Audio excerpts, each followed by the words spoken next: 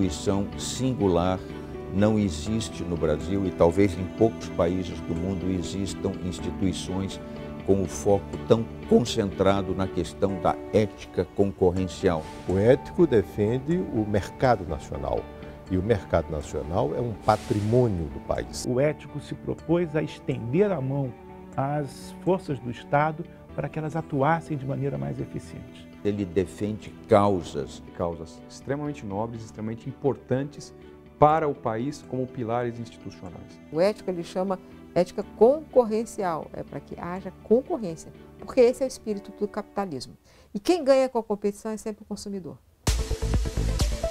O ético ele foi constituído em decorrência de uma necessidade de vários setores produtivos brasileiros. As pessoas fundamentais, eu diria que foram o Ricardo von Tobel, o Vittorio De Marchi, o Milton Cabral, o Leonardo Gadotti. Essas foram as pessoas que realmente se juntaram para fundar o ético. Criação de um instituto que mostrasse que aquilo não era um problema de um setor ou de outro, mas que era um problema da economia brasileira.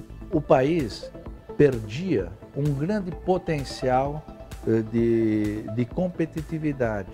O ético mostrando que essa concorrência desleal leva a uma perda para todo mundo, eu acho que ele teve um papel aí preponderante para que isso, ao menos, se reduzisse. Analisar a cadeia produtiva, isso é fundamental para você fazer uma economia mais eficiente e mais justa. Se você começa a habituar que a produção tem que ter certas regras, o produto tem que ter certa qualidade, você vai depois também mais facilmente entender que não é só o produto, o comportamento tem que ter qualidade também. É uma conscientização que acontece em diversos níveis.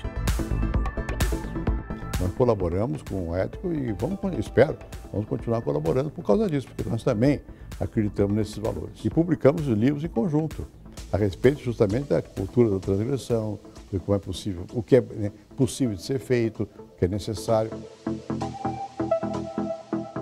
É grande o número de realizações do ético ao longo desses anos. A nota fiscal eletrônica é hoje, digamos, um patrimônio do país. A partir da nota fiscal eletrônica, nós passamos a ter, em um só momento, todo o controle de tudo aquilo que circula no país neste minuto.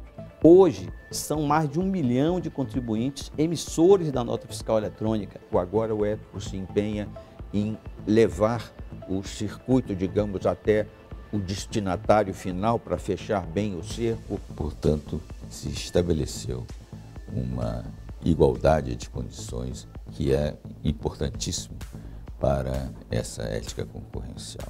A principal contribuição do ético para a solução do problema na indústria de refrigerante foi a concepção e depois a ajuda na implementação dos medidores de vazão na indústria. Ele depois evoluiu já para um medidor que identifica qual é o produto que está sendo envasado. Hoje nós temos uma norma da Anvisa sobre a rastreabilidade que está para ser implementada e que isso vai garantir ao consumidor que ele está comprando um remédio realmente de origem não duvidosa.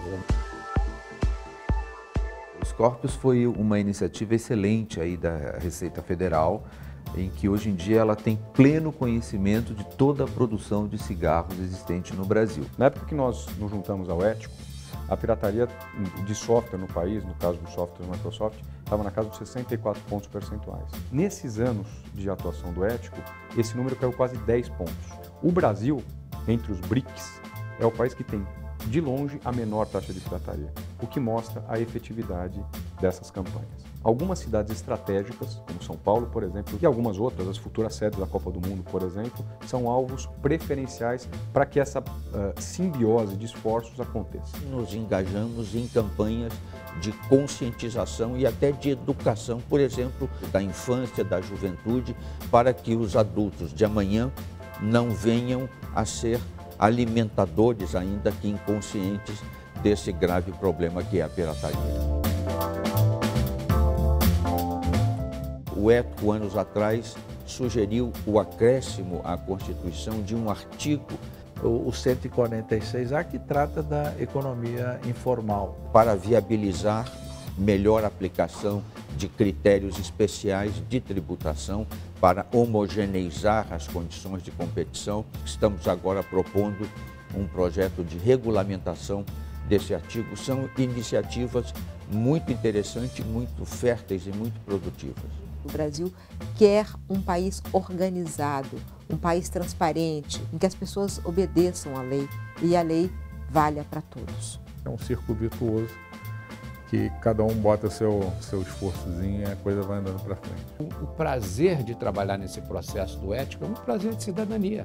E ao longo desses 10 anos a gente construiu essa situação de que há a convicção de que a informalidade é péssimo inimigo da evolução, péssimo inimigo do desenvolvimento da sociedade. A ética é uma maneira de você reavivar valores da convivência democrática. Cada vez mais o ético se apresenta como uma instituição moderna, uma instituição eficaz. Tenho absoluta confiança de que com o ético, com outros institutos, com o governo fazendo a parte dele, eu tenho certeza que a gente vai ter muito sucesso. E a gente pode ver que hoje o ético é uma realidade.